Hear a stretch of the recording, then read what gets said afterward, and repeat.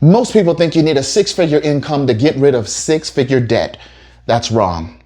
We are erasing $120,000 of debt, starting with just $1,000, and you don't need to get a second job, eat red beans and rice, or anything else that the other gurus will tell you, all right? Stick with me, because by the end of this video, you'll never look at your debt the same way again.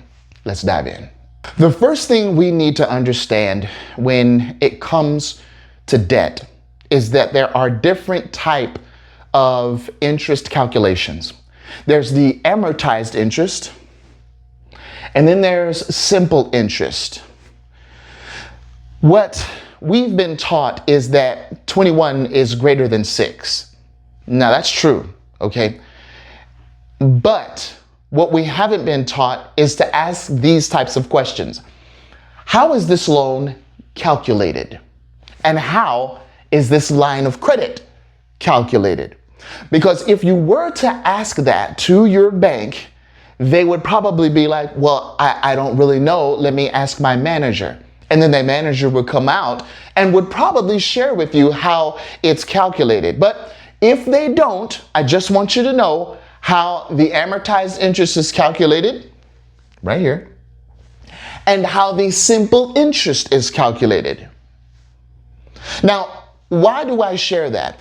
I share that because that's going to immediately strip away any of the preconceived notions that perhaps we will come up with as we continue to learn how to pay this off in way less time than what the bank wants us to pay it off by. I remember sharing with one client that he was on the road to 50 years of payments, and we got it down to 5.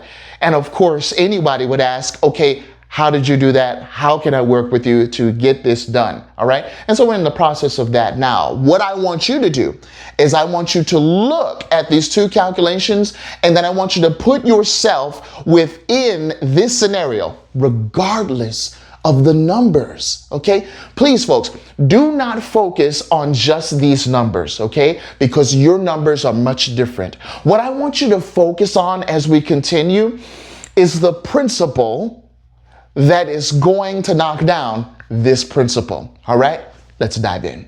Okay, so now that you know that there is a humongous difference between amortized interest and simple interest, let's go ahead and address the elephant in the room. CJ, what if I have more than $120,000? What if I have a mortgage? What if I have a student loan? What if I have a car loan? Which of those are a priority for me? So let's go ahead and address that. I want you to do this. I want you to share this with everyone you know. What does this stand for? It's the cash flow indicator, okay? It's not sharing with you pay down your highest interest debts first. It's not sharing with you pay down the lowest minimum monthly payment first. It's sharing with you which of your loans are the most cash flow sucking. Does that make sense? So, and this is how it does it. It takes the principal, right, and then divides it by the minimum monthly payment. Let's go ahead and get that minimum monthly payment now. All right, so we got the minimum monthly payment of a $120,000 loan at 6%. That's gonna be $719 per month, okay? Now, this is what I want you to do. I want you to focus in on this cash flow indicator. These numbers right here are significant, okay? 0, 50, and 100. Why are they significant? Because it's going to show you what your loan is, whether it's efficient, like the 100 and above, or whether it's inefficient, like the zeros, okay? Now, any loan that you have, it doesn't matter if it's a student loan, a title loan, a payday loan, whatever it is, home loan, I want you to put it through the cash flow indicator, which is your loan balance divided by your minimum monthly payment. And this is going to share with you your cash flow sucking loan, where you will hone in on, okay, and The rest of the loans that you have, continue to pay the minimum monthly payment for now. And I'm going to show you how to get rid of those cash flow sucking loans in just a moment. But I wanted to share with you over here how your $719 a month is divided up. Now, remember, we said it's at 6%, right? But if your monthly payment is divided up where the interest, look how much is going to interest, $600 of it, okay, and only $119 is going towards the principal, I'll ask you, does that look like 6% to you? All right, let's continue. All right, so let's go ahead and get down to the real nitty-gritty. We're going to pay this off when I share with you this velocity banking method. I want you to keep 4 things in mind and how it can be easier to remember. Just remember the acronym DROP, okay? That's going to stand for, first of all, we're going to diagnose the drain, okay? That's done by the cash flow indicator. We're going to diagnose the drain. Which of these cash flow sucking loans do we need to get rid of first? Okay. Next is we're actually going to, that's right, we're going to redirect our cash flow. Okay, many of us have cash flow. Perhaps you think it's not a lot. Perhaps it is. Okay, I'm thankful that those of us that have the Money Max account, we can have a greater grip on that. But look, whether it's 200, 100, or 500, I need you to redirect that cash flow.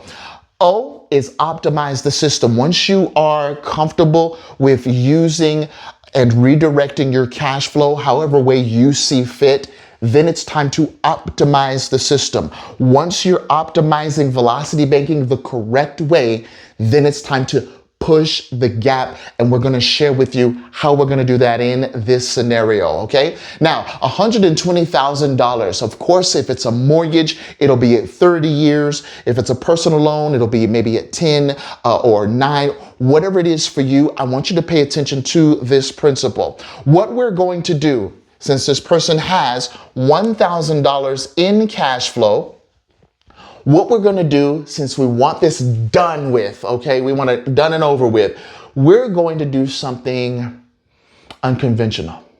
Some would even say innovation, okay? We're going to go ahead and take our line and deploy it towards the principal of $120,000, okay? Now, some of you are like, well, wait a minute, why would I do that? That is a debt. The line of credit is a debt. Why would I do that? Well, it's from the beginning, right? Let's go ahead and share with you what we shared with you. The loan, which is amortized interest in this scenario, it's calculated. That interest is calculated differently than this simple interest loan. So what you're doing is you're actually saying, hey, I want to switch out the $10,000 that is getting amortized over here. And I want that $10,000 to now be turned into simple interest, because now I'm going to pay it off much, much faster. So instead of that $10,000 being divided up like this, right, where the bank is taking 80 to 83% of your money, right? That's why people, you know, a year down the line, they're paying $90,000, but they only took down the principal by $20,000. And they're like, why am I never getting ahead? Well, that's why, okay? So we're just switching out the interest. We're doing what is called an interest transfer. Interest cancellation is what you're doing here. So you're saying, I want this $10,000 in amortized interest to now be simple interest over here. Now, what is that going to do? Well, now you got a balance, right, on your line of credit. But you have a cash flow of $1,000. And you said, you know what, I'm going to go ahead and I did the calculation. I've got the Money Max account. I want to go ahead and use my line of credit as my new checking account where I can pay my expenses from. And you know what? I can pay all the expenses from the line of credit. Now, what if not all of your expenses can be paid on the line of credit? It's okay, because guess what's paying it down, folks? The $1,000. Now, can you use that $1,000 in emergencies and as you're building and replenishing that line of credit back up? Of course you can. All right. Now, if you're using your line of credit in this manner, about how long do you think it would take to pay off this line of credit? Now, remember, you are still paying that monthly payment. Okay. That's already in your money allocation plan. I don't like saying budget. Okay. Right. So now it's going to take you about 10 months to pay that off. Okay. 10 months to pay this off. Now, what happens when you are full again with that $10,000? Can you do it again? You sure can. You can do it again and again and again. All right. Now, let me go ahead and share with you the calendar so you can get an idea of when you need to deploy that $10,000 for maximum benefit. Let's go ahead and get into that.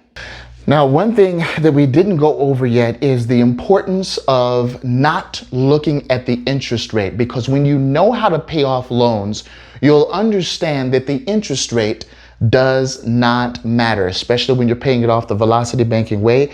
And if you have the Money Max account as well, okay, the interest rate doesn't matter.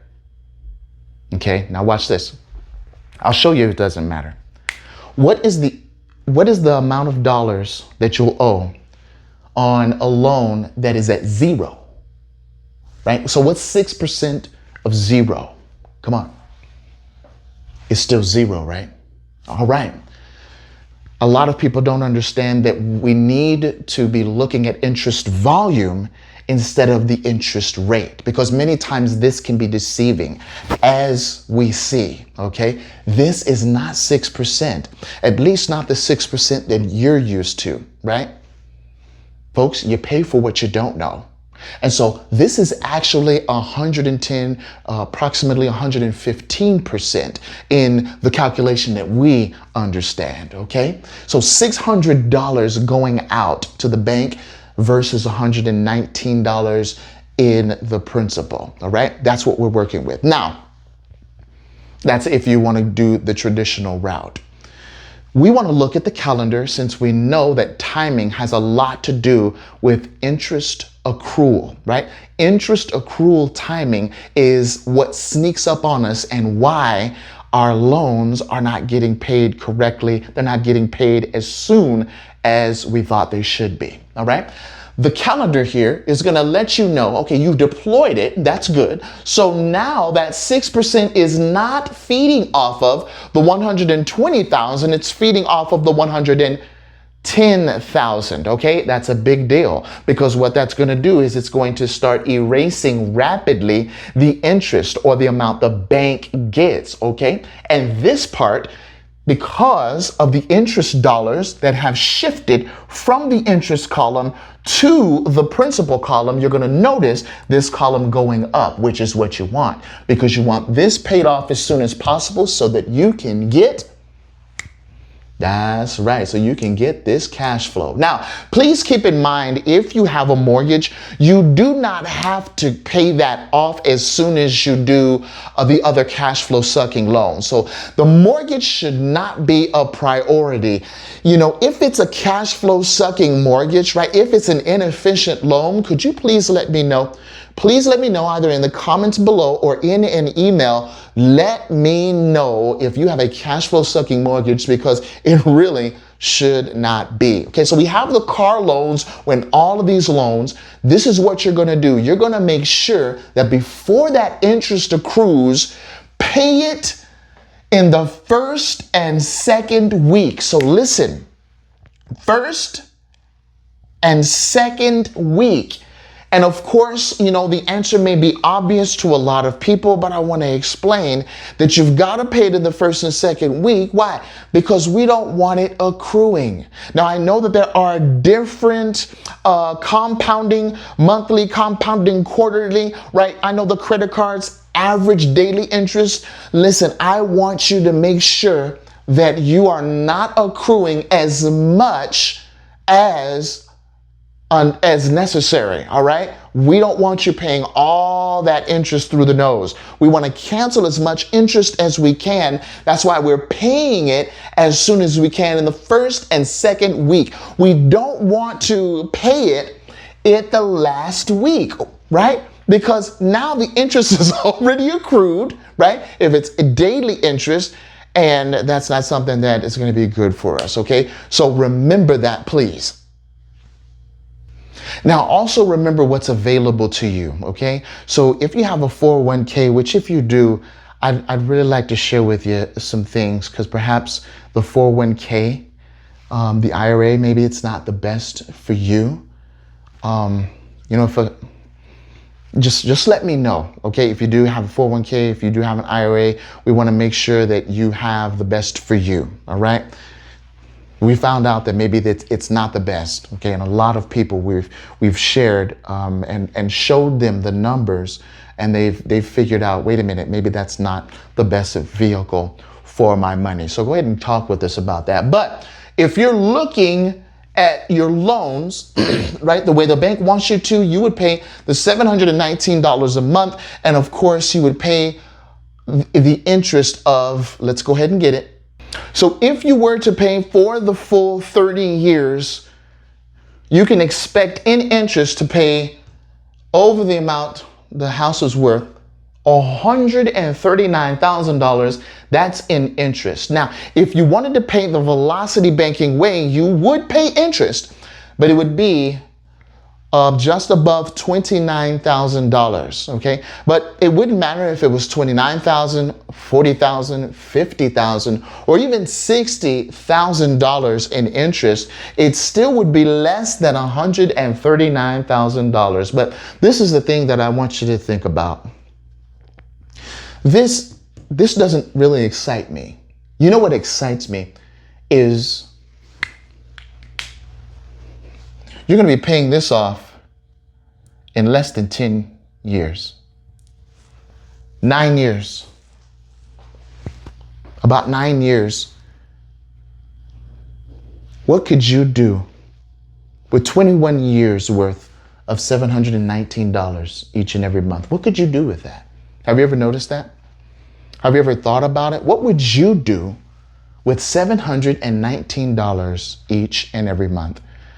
Folks, I know that there are some mistakes that people make when it comes to loans, and one of them is not knowing how it's calculated. So the next time you get a home loan, I want you to ask the question, do you know, let me see how this loan is calculated. They have to show you, unless of course they change the law, okay? Folks, if you have any questions about velocity banking or need to know more, let's go and check out this video right here, and I'll see you on another video. God bless you and have a great night.